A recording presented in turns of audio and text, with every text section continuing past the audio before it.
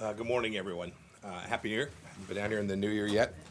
I want to just take a moment to send out my personal condolences to former Congressman Mike Fitzpatrick. He was a friend of mine who I served alongside. He passed away early this week, leaving a lovely wife and a family. I wanted to express my condolences to him. His service to America was noble. As a member of Congress, we worked together on pro-life issues during my time in Congress. I know lots of you have questions about the Middle East and Iraq. I'll certainly take some questions today. But first, too, I want to offer my condolences to the people of Australia for the tragic loss of life and property caused by the devastating wildfires across that region. America's thoughts and prayers are with the victims, their families, and the emergency service personnel putting themselves in harm's way. And the same goes, too, for the dozens of U.S. firefighting personnel who are standing side by side with our Australian friends fighting the flames together. As I said when I was in Sydney just this past summer, we have a truly unbreakable alliance. They are great friends, and we're happy to be able to help the Aussies in this time of need. Staying in Asia, we noted the appointment of Liu Huining as the new head of the Hong Kong Chinese Central Government Liaison Office. He's expressed hopes that Hong Kong will return to the, quote, right path, end of quote. The right path, as I've said before, is for the Chinese Communist Party to honor its commitments made to Hong Kong in the Sino-British Joint Declaration filed at the United Nations, a commitment that guarantees the territory's independent rule of law and freedoms that the Chinese living on the mainland, unfortunately, do not enjoy. The United States will continue to work with Hong Kong and the Chinese Communist Party officials to protect human rights and fundamental freedoms in Hong Kong and to promote Hong Kong's high degree of autonomy. In Afghanistan, there's an aspect of that conflict that deserves more attention, and that is the Islamic Republic of Iran's involvement there. Iran has refused to join the regional and international consensus for peace and is, in fact, today, actively working to undermine the peace process by continuing its long global efforts to support militant groups there. Most people know about Iran's proxy networks in the Arab world, but the regime also has a relationship with the Taliban and related groups, such as the Haqqanis, the Tora Bora, and the Mullah Dadullah group. The Taliban's entanglement in Iran's dirty work will only harm the Afghanistan peace process. A couple items here in the hemisphere. In Venezuela, I want to thank and congratulate Juan Guaido on his re-election as the president of Venezuelan National Assembly, a legitimate re-election by a quorum of 100 deputies. The Maduro regime's campaign of arrests, intimidation, and bribery could not derail Venezuelan democracy, nor could its use of military forces to physically bar the National Assembly from accessing the Parliament building. I applaud how Venezuela's political parties came together to support Guaido's re-election. The United States will continue to support President Guaido and the Venezuelan people, and we will continue to rally all other freedom-loving nations across the globe to do that same thing. We support the Venezuelan people because we believe the Western Hemisphere should be a hemisphere with freedom everywhere. I also want to highlight the work of the OAS, which has been an instrumental tool in moving the region in that direction. It's an example of truly outstanding, effective multilateralism. Secretary General Luis Almagro is the leader we need for the OAS to continue proactively addressing the central challenges facing the region, promoting democracy, upholding human rights, advancing security, and fostering economic development throughout it. I have more to say about the OAS and the multilateral reform in the coming weeks. On the theme of basic freedoms, I want to commend members of Bahrain's Council of Representatives for their January 2nd statement, in which they expressed deep concern over the inhumane and painful conditions to which Uyghur Muslims in China are subjected. Bahrain is recognizing what I've been saying for months. The Chinese Communist Party is committing mass human rights violations and abuses against Uyghurs, ethnic Kazakhs, Kyrgyz, and other Muslims held in detention in Xinjiang. We're happy with what Bahrain did, and we ask all countries, particularly those belonging to the Organization of Islamic Cooperation and the Arab League, to denounce the Chinese Communist Party's brutal treatment of Uyghurs, which is part of the party's broader war on faith. Moving to Europe. As many of you know, Prime Minister Mitsotakis is in town this week. I'm looking forward to welcoming him here. I'll be with him today at the White House alongside President Trump. I also want to announce that our Undersecretary for Political Affairs, David Hale, will be traveling to Brussels later this week, where we'll have conversations with 28 European counterparts. This is a recurring meeting that happens about every 6 months. This particular gathering is important because it immediately precedes an EU foreign ministerial on Iran that has just been scheduled. And it shows, too, once again, our close cooperation with our European partners on issues of mutual concern. I'm sure while David's there, the issue of Iran and Iraq will feature prominently in their conversations, and they'll have an opportunity also to discuss priorities such as Syria, North Korea, and China as well. Finally, one more personnel matter. I want to thank Ambassador John Bass, who I've come to know in my time in service, both as the director of the Central Intelligence Agency and now as Secretary of State. His 2-year tour of service in Kabul was remarkable. It's one of our most important missions. Ambassador Bass is a respected strategic thinker, a man of incredible integrity. He's helped that country move forward to a brighter, more peaceful, and more secure future for all the Afghan people. And I, too, want to welcome our new 11 ambassadors and 2 ambassadors at large who were confirmed since the end of November, including Ambassador Sullivan, who will be heading off to Russia before too long. I'm glad they're finally getting out to the field, and we hope to have more follow them out there. With that, I'm happy to take a few questions. Matt. Thank you. Happy New Year, Mr. Secretary. Hello, Matt. And in honor of the new year, I have exactly 2,020 questions to ask you, but I'll pare them down for the sake of brevity. Thank you, sir. One is there continue to be questions about the nature of the intelligence that led to the strike that killed General Soleimani. Can you be at all more specific about, how imminent this was, what exactly it was? Secondly, why not allow Foreign Minister Zarif to come to the UN to speak at the Security Council? And then lastly, did the situation in Iran have anything contribute at all to your decision not to run for the Senate from Kansas? Thanks. Thank you. Last one's easy. I said the same thing yesterday that I said for months. No real news there. I said that I'm going to stay serving as Secretary of State so long as President Trump shall have me. No. You can accuse me of being inconsistent otherwise, but not on that one. Second, we don't comment on visa matters, those traveling here to the United States on visa, so I can't add much more to this issue of Foreign Minister Zarif's travel to the United States. I'll say only this. We will always comply with our obligations under the UN requirements and the headquarters agreement, and we will do so in this particular instance and more broadly every day. And finally, there's been much made about this question of intelligence and imminence. I answered it multiple times on Sunday. I'm happy to walk through it again. Anytime a president makes a decision of this magnitude, there are multiple pieces of information that come before us. We presented that to him in all its broad detail. We gave him all the best information that came not only from the intelligence community, but for those of us who have teams in the field. We evaluated the relevant risks and the opportunity that we thought might present itself at some point. And we could see clearly that not only had Soleimani done all of the things that we have recounted, right? Hundreds of thousands, a massacre in Syria, enormous destruction of countries like Lebanon and Iraq, where they've denied them sovereignty, and the Iranians have really denied people in those two countries what it is they want, right? Sovereignty, independence, and freedom. This is all Soleimani's handiwork. And then we'd watch as he was continuing the terror campaign in the region. We know what happened at the end of last year in December, ultimately leading to the death of an American. So if you're looking for imminence, you need to look no further than the days that led up to the strike that was taken against Soleimani. And then you, in addition to that, have what we could clearly see were continuing efforts on behalf of this terrorist to build out a network of campaign activities that were going to lead potentially to the death of many more Americans. It was the right decision. We got it right. The Department of Defense did excellent work, and the president had a entirely legal, appropriate, and a basis, as well as a decision that fit perfectly within our strategy and how to counter the threat of malign activity from Iran more broadly. Kira? Hey, Mr. Secretary. Yes, ma'am.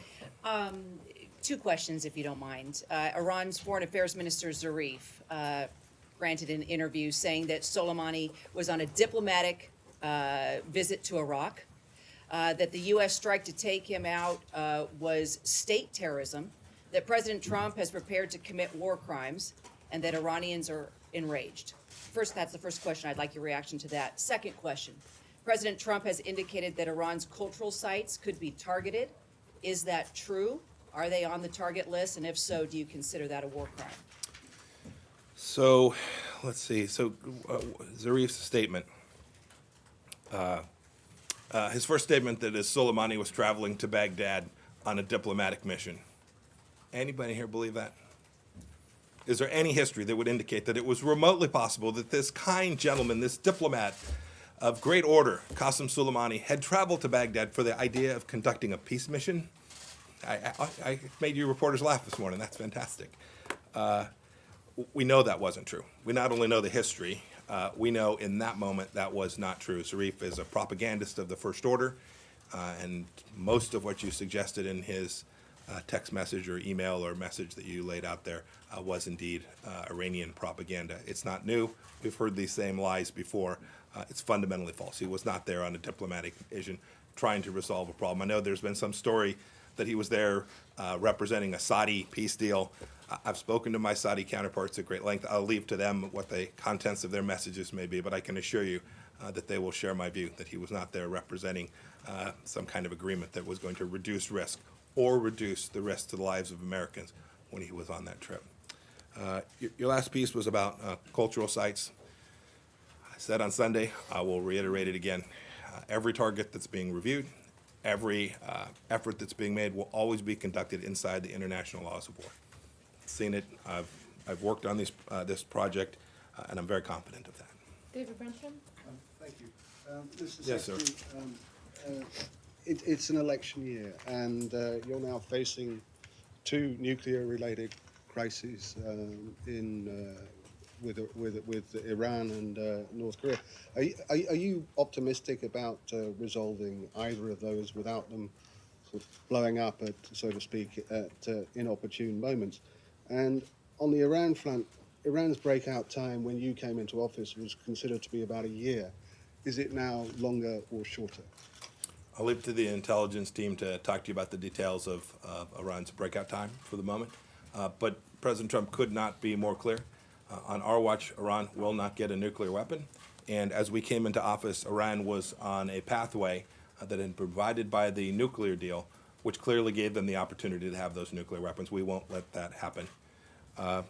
As for the first question, which was more broadly, what President Trump laid out in his national security strategy with respect to both North Korea and Iran is the plan that we have executed, the strategy that we have executed for this past 3 years.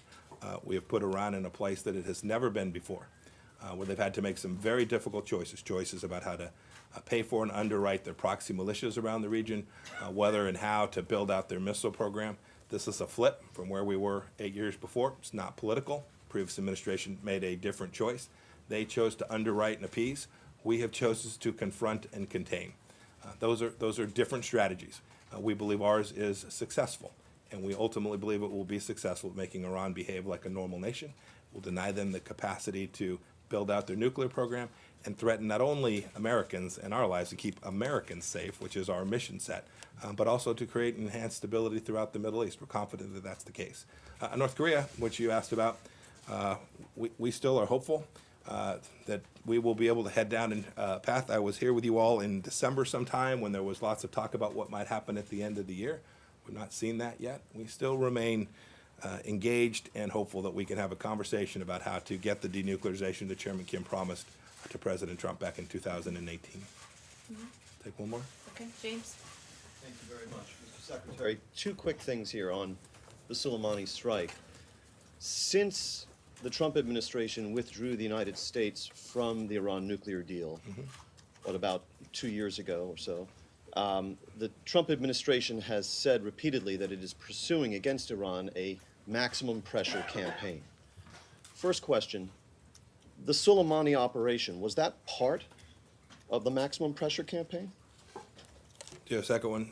Yeah, we'll come back to it. If you just ask them both, then I'll tackle them both To your together. knowledge, was any legal counsel in the executive branch consulted for his or her input surrounding the legal aspects of the strike prior to its execution? You know, I'll leave to others to comment on that, but I can say as a pattern and practice, I have never seen this administration engage in an activity of this nature without a thorough and complete legal review of what the bases would be if the president were to make a series of decisions. Often the lawyers review all of the options that are being presented.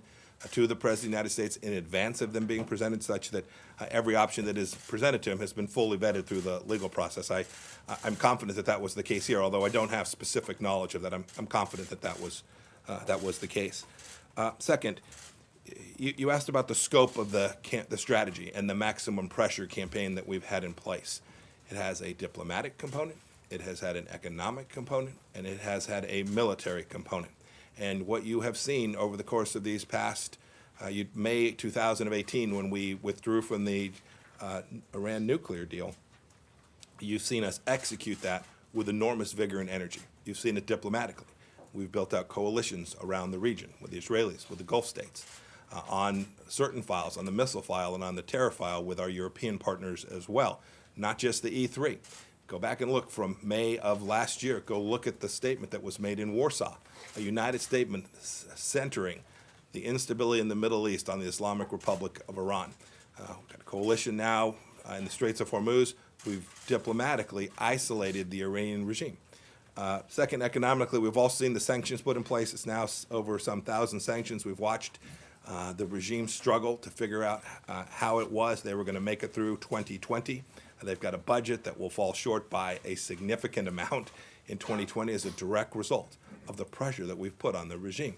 And then you saw over not just this past week, but over the last year, you've seen our security component to this. You've seen us reinforce allies in the region by ensuring that the Emirates and the Saudis and all of the others were prepared for what might happen if Iran decided to make choices that were bad for the Iranian people. And then you saw more tactically, just these last few days, the president's response when the Iranians made a bad decision to kill an American. We hope they won't make another bad decision just like that one. Clear. The Soleimani strike was part of the administration's maximum pressure campaign, and going forward, the Iranians should understand, as they develop their calculus, that similar actions, such as the Soleimani strike, could well continue to be a feature of this maximum pressure campaign. I think the president's been unambiguous in his both the remarks he made down in Florida as well as the tweets that he's put out about the seriousness with which we take this, the risk attendant that we are deeply aware of, and the preparations we've made to prevent those risks, as well as our determination that in the event the Iranians make another bad choice, that the president will respond in a way that he did last week, which was decisive, serious, and messaged Iran about the constraints that we are going to place on that regime so that it doesn't continue to put American lives at risk. At the end, our Iran policy is about protecting and defending the homeland and securing American lives. I know that the efforts that we have taken, not only last week with the strike against Soleimani, but the strategy that we've employed has saved American lives. I'm highly confident in that. Thank you. I'll take one more. Take one more. Yeah. Andrea, yes, ma'am. How are you? Thank you very much. A question about the issue of cultural sites, because the president said on Air Force One coming back, after you had been on the Sunday talk shows, that they're allowed to kill our people, they're allowed to torture and maim our people, they're allowed to use roadside bombs and blow up our people, and we're not allowed to touch their cultural sites. It doesn't work that way. Defense Secretary Esper has made it clear that he would not follow an order to hit a cultural site, which would be a war crime. I'm wondering whether you would also push back in your advice or in your role. You're not really secondly, wondering, Andrea. You're not really wondering. Yeah, Well, the president I is was saying this unambiguous on repeatedly. Sunday. It is completely consistent with what the president has said. No, but we the will president take every action we take will be consistent with the international rule of law, and the American people But can are rest cultural assured that sites that's the ruled case. out, sir? Let me tell you who's done damage to the Persian culture. It's not the United States of America. It's the Ayatollah. If you want to look at who has denied religious freedom, if you want to know who has denied, the Persian culture is rich and steeped in history and intellect, and they've denied the capacity for that culture to continue. If you go back and look at the holidays around Cyrus and Nowruz, they've not permitted people to celebrate. They've not allowed people that they've killed, that Qasem Soleimani killed, they've not allowed them to go mourn their family members. The real risk to Persian culture does not come from the United States of America. Sir, That there is no mistake about that. Can I Thank you all. Everybody have a good day.